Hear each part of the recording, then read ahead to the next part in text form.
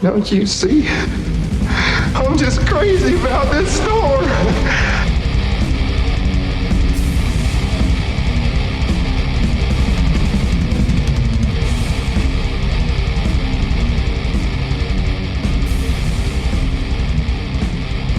Hello and welcome to Too Old for This Shite. This week's show we're going to be exploring and dissecting. Whoa!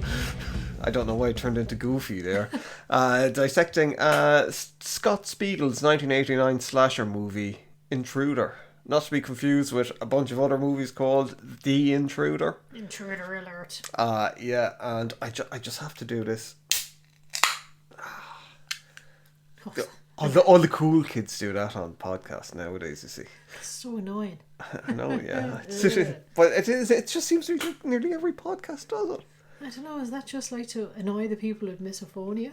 I don't know, maybe Or it is it like for all the jerks that are all like, ooh, ASMR? I think it's all the jerks. You know, you could speak up a little bit louder. Something happens to Laura the very minute we start recording. Laura's voice goes really low. Normally she's like really high pitched and screeching. Wayne, you didn't brush my... I don't know. Yeah, like the mother in fucking Bad Taste. No, not Bad Taste. What's it? Just fucking... I can never remember because there's two titles for the second Peter Jackson movie. Meet the Feebles? No. What was it? Was it in the Goldbergs the other day? We were looking at it and they showed that there was someone selling like pirated movies, and Meet the Feebles was one of them. Yeah, very surprised at that. It was very surprising seeing it. It was like, what? And very surprisingly then as well, we were watching YouTube and this thing of came up with like back in the old days in Ireland where there was an actual steamroller crushing pirated Yeah. And now when I say steamroller, I mean as like, in powered by steam. But yeah, it wasn't like, it didn't have the big huge bit at the front of it that you normally see in the Looney Tunes. They had to line them up over under the two wheels at either side. It was just like only in fucking Ireland would they have a steamroller without the actual rolling mechanism. Yeah. And that they had to, and like it would have taken a lot of time, I would imagine, to put all the videotapes in the right kind of, and then when you're driving over, I bet there's loads of them slipping out, and you're going to have to do it again, Ted. And he's just like, can I just keep him? You're like, okay, yeah, work away. But yeah, Intruder. Like we were saying, 1989.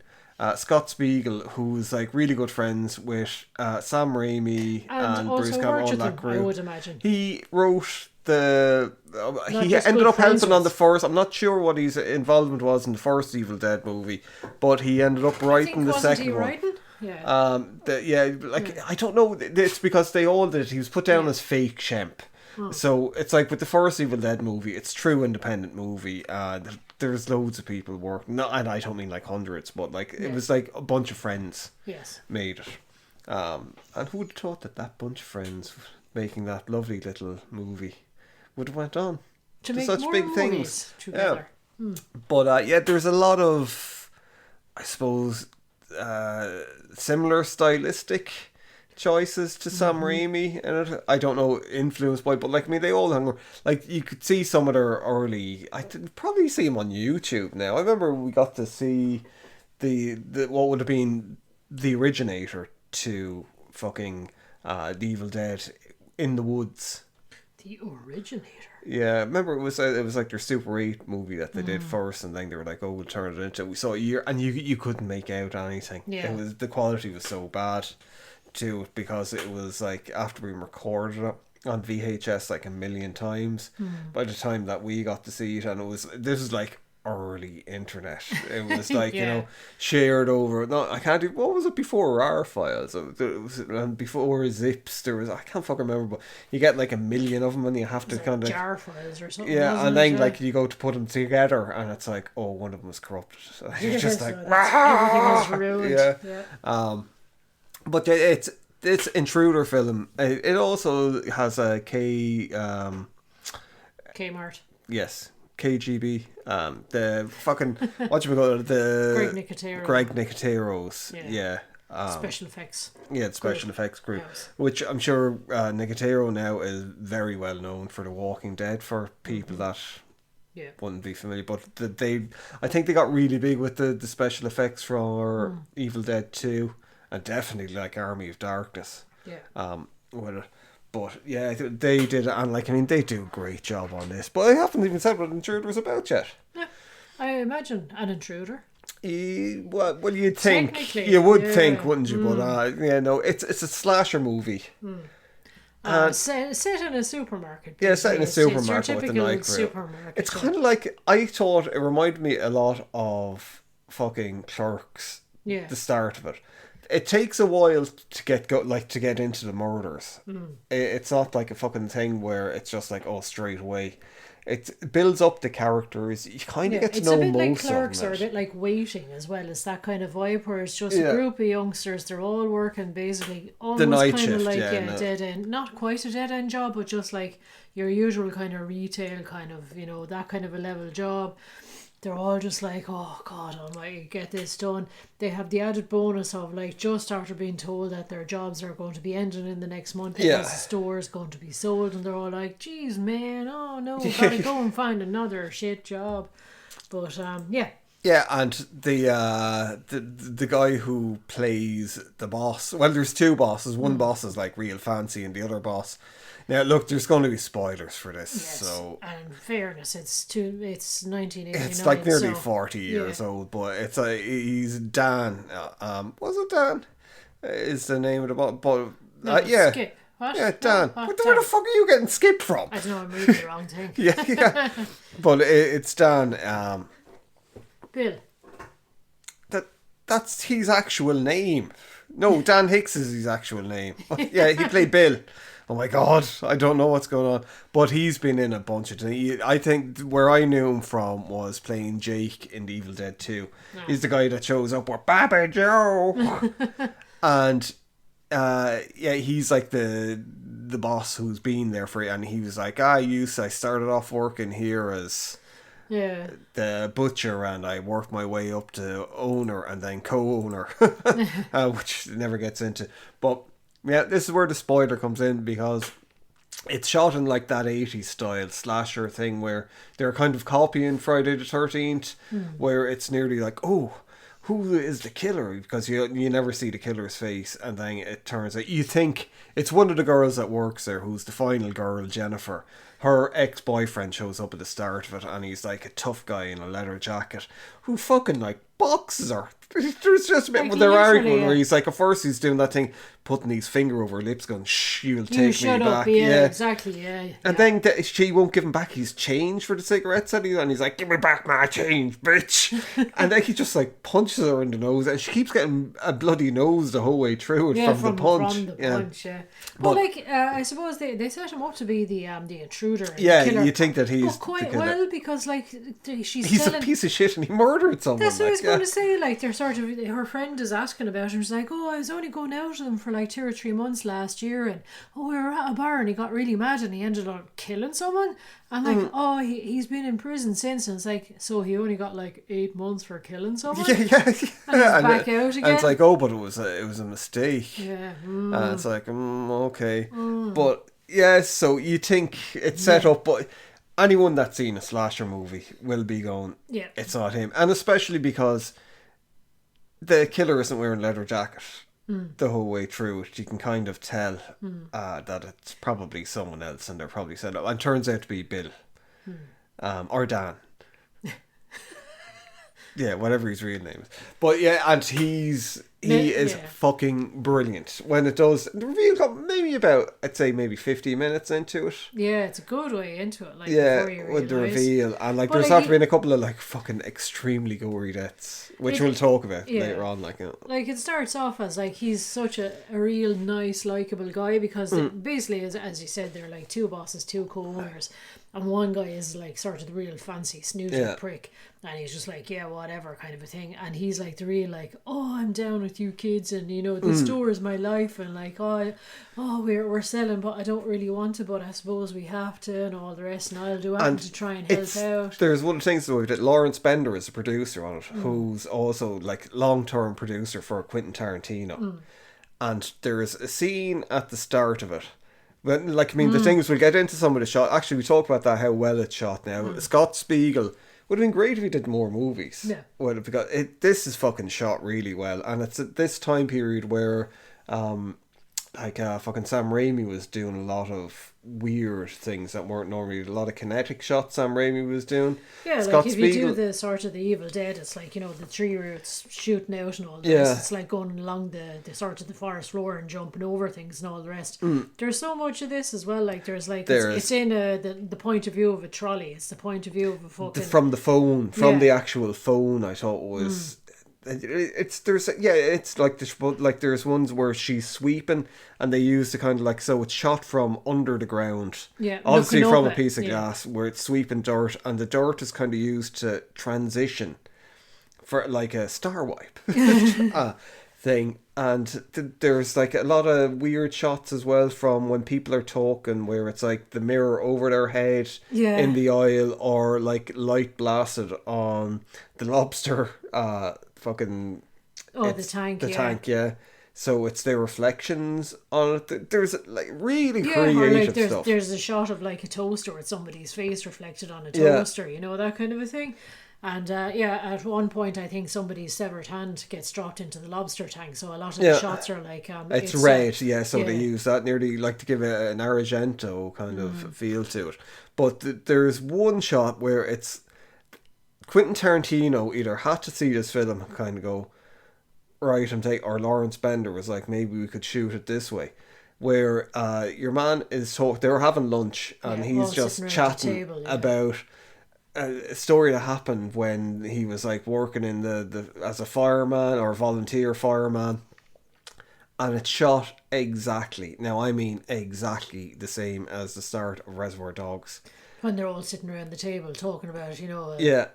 It's a very stylistic shot where it's like the camera moving, it keeps while moving it's, and panning around the table, looking at people's faces and all. And it's fucking exactly. There has to have been some influence from it. If not, like, I don't know as well with Lawrence Bender. And not that I'm not saying like it's a bad thing. Like, I mean, it's a great thing, but it's when you do see something like that happening in a movie like this, you kind of go, yeah, this is probably going to be a bit of a step above some of the other things. Slasher, or kind of like, you know, this movie has a certain place in history, like in cinematic. Yeah, exactly. Like, I mean, sometimes we look at a couple of movies during the week that we're going to do for the podcast, and sometimes we end up turning them off halfway through going, no. Like, and we literally did do this, actually. Yeah. We tried looking at Leprechaun last week. We've never seen Leprechaun, and about halfway it was just like, can't, this is just painful, this is terrible. Why do people like Leprechaun? I was actually kind of enjoying it insofar as it was terrible. Yeah, but it was kind of like, it was like a sweet kids film that was really creepy and horrible at the same time, but it was just like, nah, I can't be. Yeah, it was too slow. But this, there was a lot kind of straight away. Like, they could have done it just without a slasher movie and thing, in the way it was shot, and just like ignited these kids, and it would like a bit more comedy in it. It would have been a really good film. Yeah. So it's like, I'm really, really surprised. Like, and like Sam Raimi and Ted Raimi are in it as well. They don't really talk much. But Ted Raimi plays Ted Raimi in it, basically. He's always the same. He's like this really weird kind of like 50s dork, which is the character he always seems to play. So he's like bopping around with these headphones on, and he's off doing his own thing, and he's just Ted Raimi in it, but it's very specific the way he ends up like sort of doing his character and getting killed as well, like, and getting basically severed to bits, you know? Like, just talking about that thing, it's Renee Estevez is in it as well. Which the minute I saw the Estevez, she's I was kind of like, really, is it an Estevez? And I was like, yes, she's the Sheen Estevez family. It's now, like we didn't. For us, it was because like we didn't see this movie before, but like when we were like, oh my god, I didn't even know there was like a female Estevez. And that sounds like, you know, are they seahorses or something? How do they reproduce? Yeah, but found out afterwards that she's been in like a ton of movies. Like, she was a big star in the 80s. What you mean is you didn't realise there was an Estevez actor who was female. I presume there's females in the family, because that would be really weird if they just like spontaneously spawning, just like a cell fucking splitting or something, yeah. But just with the people that were in it, and like, Bruce Campbell is in it just like for like 10 seconds at the end, and I did not even fucking cop it was him. There's a play on words as well. Oh my god, I'm turning into Goofy again. Again, But yeah, where were we going with the people who are oh, get this, but yeah, going to the gore, the most important the thing special about effects, this. yes. When the first killing happened, you don't really get to see it. It does that cutaway thing to a watermelon getting cut in half. And then I think the next kill is the boss upstairs, where he gets like his fucking head driven into one of those things that you see people putting paper on, the old paper the bills with spears, the spike, and that's a bit more gory, and then it fucking gets they It progressively get more. It looks like the Joker doing his pencil trick, basically going straight through the eyeball, kind of a thing. But the next couple, they get like gorier and gorier and more ambitious and fucking way more ambitious. Like the best kill I thought was the one with the saw, where it's like bandsaw. Yeah, it's like the butcher's bandsaw, basically. and it's like a fella's head gets fucking sawn in half with it, like down through his teeth and through his mouth. It looks so fucking real. It was so outrageously unnecessary, because like it is like, I mean, it's through his head anyway, so you're like, oh my god, this is fucking horrific. But it goes not only through his jaw, but through his actual teeth. So it's not just splitting his jaw in half, it's going through his teeth, so his teeth are being split in half as well. Yeah. It's just like, holy fucking shit. But like, this is, I think, what made them a great special effects house, because like, if we were going to do it, your first thought to be like, oh, you do it, say maybe up above the nose or something, where it's soft, so you could have kind of nearly a clean cut or whatever. Yeah, exactly. With this, it's like fucking cheap. And it's through bone, it's through teeth, and I'm sure as well, like when they were doing this, you could they were probably having a fucking ball, because it comes across as being experimental with a lot of the shooting style. The special effects are great, and I'm sure that they were like learning a lot when they were doing that as well, and trying new things and trying to probably go, how can we make this as fucking like gory and as bad as possible.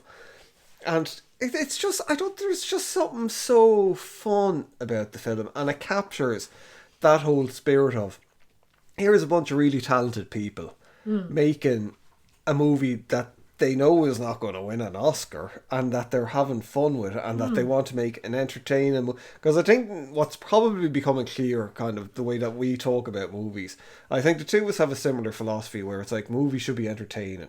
It's like, of course we like movies that have like a bit of thought put behind them and stuff, but at the same point, fucking, it seems like the joy is after being stripped out of movies. It seems to be like, kind of a by the numbers, we have to follow this checklist, and people making the movies now are just, it literally is like a job where they have to show up and clock in, and they're like, man, I hate doing this. Yeah, and it's like, oh, it has to look like this movie, it has to have all these beats, and it has to, where not saying that there's not original movies out there, because of course there's, but they seem to be in the minority nowadays, where people are, and you see with music as well, people are like, oh, if I'm going to make this song, has to have this, and it has to have this, it has to sound like that, riff, and people look at YouTube videos and they're like, oh, I have to use that plug-in and this plug-in to get that sound, and this is how you do it. I mean, you can feel if people are genuinely enjoying what they're doing, it kind of comes through fairly handy. You can actually kind of go, oh geez, I bet they had a blast doing that scene, or I bet you they were fucking laughing their socks off doing this, you know? Yeah, and like, it's not I think it's hard to say with any slasher movie that there's like something different about them, because like they're slasher movies, and it's like you're watching for people being get killed. So I think you look at it for the variety of the kills in it. But in this, I genuinely liked a lot of the characters. They came across as believable, even though like the acting isn't like great by any sound, but this is like, it's kids with a lot of them that were their first things. Now the guy that played like Bill in it, Dan Hicks, he is fucking amazing. He is really, really, really good. Like, even when he's really likable when he's like the boss. Yeah, he is. He's literally a blue collar guy who's just like, I love my job. I love working with you guys. I'm really sad to be losing the store. And he's just like really, and he seems really caring as well, because like he hears from in the back office, he hears one of the girls with the boyfriend kind of giving out to her. He's like, oh geez, I better go down and see if they're okay and I can help out. The other boss is like, oh fuck it, leave them off, let's just finish those girls. They need to learn to look after themselves. Exactly. And like they're after pressing like the fucking the buzzer to call for help, and he's like, oh no, I'll go down and I'll help him. And he goes down and he sorts everything out, so he seems like the good guy all along. But he's just when it's revealed that he's the killer, and apparently like in the older VHS covers, like he was like just on the front of it as the killer anyway. But when he is revealed as the killer, he goes fucking apeshit. There's a bit where he's running across the tills and the belts are still on the, what are they called? The conveyor belts are still on. He's up on the actual tills. And he's running kind of like across them as they're on, and there's just something really weird about the way that it looks with it, and like there's a lot of energy in it, but there's I don't know, it's just impressive. It's really weird that you're kind of looking at a man run across it and you're kind of like, that looks fucking insane. But it just seems like he just suddenly turns into this like and he's like, I'm doing it for the store. I just love this store. It's almost like fucking, I don't know, is it like Clamps out of Futurama or something like that? That's what he's like. He's just like fucking super insane, taking pure joy. Or Roberto, kind of like, stabby. But it's like, it literally just turns on its tuppence. Like he's just totally and utterly, he's like normal guy, and like you know, I think we were watching something that actually likened him to Ned Flanders. That's what he looks like. He's like, hi diddly ho, and then he actually turns and is like diddly diddly diddly, and he turns into like psycho Ned Flanders. And it's when he's chasing your woman at the it's kind of tense, but it is kind of funny. Like he is just brilliant. It's a shame they didn't make a sequel with it, because it kind of leaves it open that they could have. Oh, totally. But if the ending is so like actually fucking outrageous, like, you know. If they had a film where he was like the focus of it, I think he could have maybe been like a bit, I'd not like say up at the level of Jason and Freddy. No, but he could have kept going. Like he could have been an actual serial fucking slasher. Because he's just so funny. But it's just, you don't really expect it kind of from the character, the way he goes, and you're just like, this is fucking brilliant. Like, and as well, then the ending to it with him, it's like he's a key component to the end, because they fight him. Are we going spoiling it? Oh yeah, they go fighting him off, and they. If you don't want to hear the ending too, like skip forward a little bit. Basically, the girl's boyfriend, who's supposedly like, you know, the bad guy, he turns into the hero. Yeah, he kind of like he comes around. He's after getting hit by fucking what's his name? Ned. Ned Flanders. Fred. He's after getting hit in the head by a hammer from him, like, and he eventually comes around and he's like, oh my god, I'm going to try and rescue my girlfriend. Maybe then she'll take me back. So the two of them, they're like the final guy and girl kind of a thing, and they eventually manage to fucking subdue your man. He has a fucking a machete, a million times, a butcher's machete, and he basically fucking slashes him in a phone box till they assume he's dead, and they're like, oh my god, she's after calling the cops. The cops arrive. It's Bruce Campbell and Lawrence Bender show. Lawrence Bender is a bit rough with your woman. Like, I remember looking at that kind of going, because like she's handcuffed and he's fucking slamming her into the onto the cop car, onto the bonnet, like, you know, and they're like, oh yeah, we got you now, and she's like, I'm the one called you, and they're like, oh look, these two teenagers, they're after killing everyone in the store, this poor man, oh my god. And he actually wakes back up then at that stage. He's like, oh, they did it all, they stabbed me, oh no. So it's like two teenagers get arrested. And as well, and it is just like, it ends with them being carted off, and they're like, why? Why? And it's brilliant, because a lot of the times at the endings of these movies, the cops come along and they throw a blanket around to like whatever teenagers are left, and it's like, everyone else is dead. Why are you not questioning these people instead of kind of going, oh my god, you poor people, like something horrible. They're covered in blood, and it's like, are you sure you didn't have anything to do with this? But no, they did actually, at the end, they kind of went, right, okay, we're taking you in because you're obviously the murderers, because everyone else is dead and you're here covered in blood. So they could have done a sequel, I think, where he survived and he kept the store open, and then maybe something fucking happened at the store again where he was just like, oh, I'll kill everyone again. Kill everyone again. Yeah, It would have been, why and not? like, I mean, obviously that moment of time ain't gonna come back. I don't think, like, I mean, I don't think it got cinematic release or anything. I think it was straight to video, and I don't think it did particularly well. You know, when people say that the underrated kind of thing, like we say it a lot, I think it's overused a lot, and it's hard to come across a movie that like is actually genuinely underrated. yeah, and that like a lot of people might know. But I think this is one of those movies where it like it Well, has that if you feeling. didn't know that, about it, like, and you're, No, you're, I know you would have Yeah. known about it, maybe, but never actually I never saw watched it because I And, just like, saw it. you are a big Sam Raimi fan. Yeah. Like. See, it's just the thing with I thought the only reason to look at it would have been for Sam Raimi Hmm. in it with the cameo, and it's just like, oh, I'm not like a big slasher Hmm. movie fan. Like I look at slasher movies and I like some, but it's Hmm. not my primary. Like fucking, I'm not like, oh Hmm. my god, I have to see this. So a lot of slasher movies in the 80s, I was just like, oh, I like Friday the 13th. That was about Yeah. it. So I just kind of thought, You probably only like Friday the 13th because you kind of like hockey when you were younger. it kind of was the mask. With Jason, it was Yeah. a lot of the mask, yeah, because Jason was like larger than life, obviously. So with stuff like this, because if they were a fucking dime a dozen, you know, so you could yeah. never kind of differentiate between, like, there was some, like, the burning and things I've never seen either, which I think was directed by Tom Savini. I couldn't tell you. Or it might have been, know. yeah. But you know, there's like these big ones that a lot of people say, oh my god, these are like amazing. Yeah. But I'm just like, nah. I see, So I I should- quite like this as well because, like, there hasn't been many slashers in an actual sort of a grocery store No. or anything like that. But I quite like, it's kind of like harkening back to, like, Ash was in, like, you know, sort of the... That I thought there was a bit of, because I thought that Renee Estevez one originally was the same one that played Linda in Evil Dead 2. The way it was kind of, and she was talking to her boyfriend on the phone.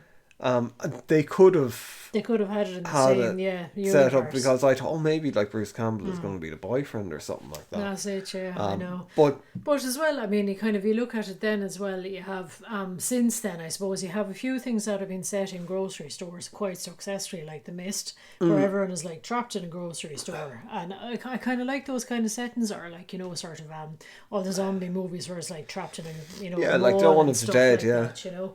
But it does, it opens up It's a good a setting, different I think. positive, because Yeah. like it does make sense where like it's a thing where people probably would go to hold up because there's food Exactly, there. yeah. And like, I mean, every zombie movie or post-apocalyptic thing, there's always like Fallout. Fucking every Fallout game, there's like missions where you're like, oh, go to the supermarket to see if you can find And there's any always fucking tins of food. great ways to die there as well, because I mean, like, if you hark back as well to the killer in this, he started off being a butcher Yeah. as well, you know, so he's able to use all the butchery And equipment. that's like Sam Raimi is the butcher, and like Sam Raimi's set is actually quite good at it as well. yeah, Where there, I was it looking at it, and I think this is the thing with a lot of the movie that's in the 80s with slasher movies, and the 90s as well, where you're like, how did they do, you know, it's nearly like a magician Yeah. trying to figure out a magician's trick, and it's like he's hanging from a hook through his face, yeah. and you're kind of looking to see, where is he hang, what's Yeah, like how have how's they he done attached that? Yeah, exactly. to it? Yeah, And I couldn't Jesus. actually see because it's done on the front and like from a small bit. Yeah, and it's you're like, literally how up the through his fuck, chin, like, you know, it's Yeah. it's fucking, it is fairly hard. It's very good.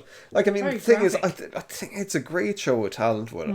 Now, the thing, like, we're talking highly about it. It's not like a great movie, you know? No, the Like, film I'm itself, it's not, yeah. It's the special effects, as you said. Like, there's another one where there's, like, the conveyor belt going down in sort of a basement type area. Yeah. And your man comes down, like, falls to pieces. that's it. Yeah, It's after a being full hacked body, up, yeah. and it comes down like totally intact, and then the head falls off, and then the whole body falls to pieces. And it's like it's an arm, it's a leg, but it comes down completely, like looking whole. There's- and it's just such a like you're like whoa. There's a lot of, I don't know if Yeah. red herrings is the right kind of word for it, but like things where kind of defies some of the tropes, because it sets it up with that Renee one where you think she's going to be the final girl at the start, because she's I don't know, a bit there's more something, yeah, resourceful, I suppose. and yeah. she's the first to get killed, and then there's like the guy who works, who's a nice guy in the store who works, and he likes your woman, and they Yeah. kind of start getting together and think, oh, the two of them are going to be the ones that yeah, are going to, they're going to make it out at the end. so yeah. you kind of think there's a lot of points with it where there's people where you kind of go, and then it subverts expectations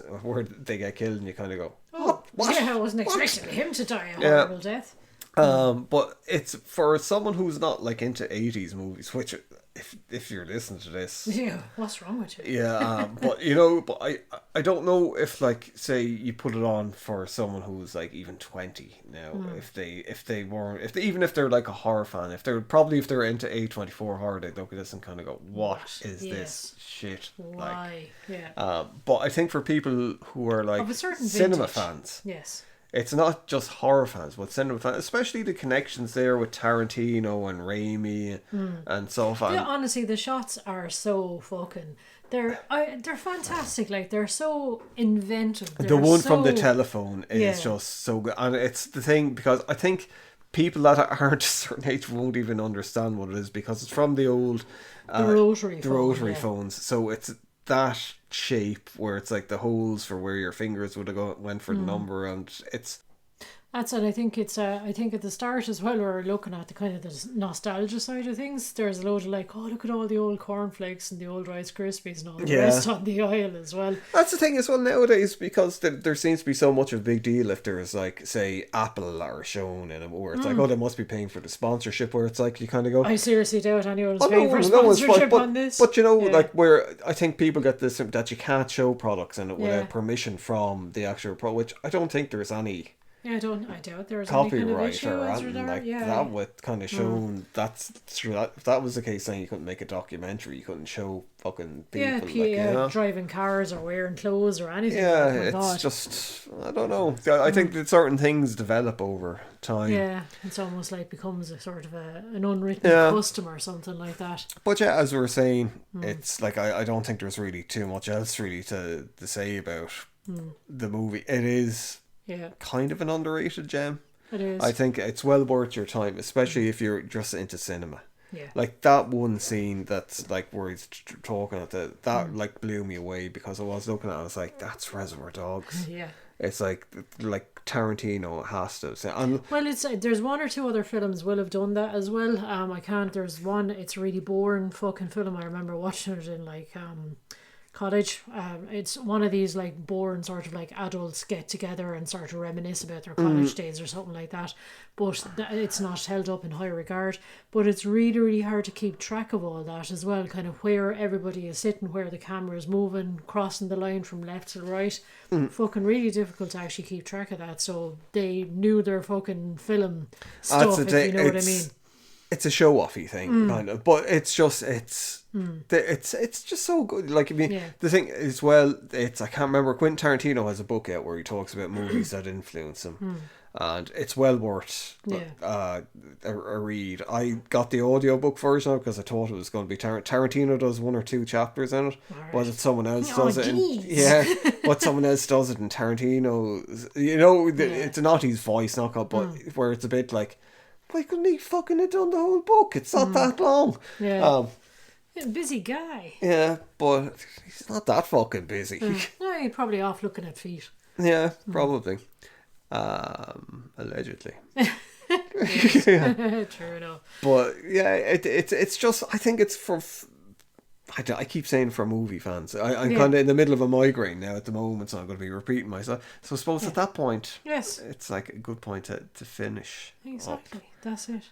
But yeah, look, Intruder, if you haven't seen it, go and watch it. Like, it's well worth a watch. It's a great movie. It is.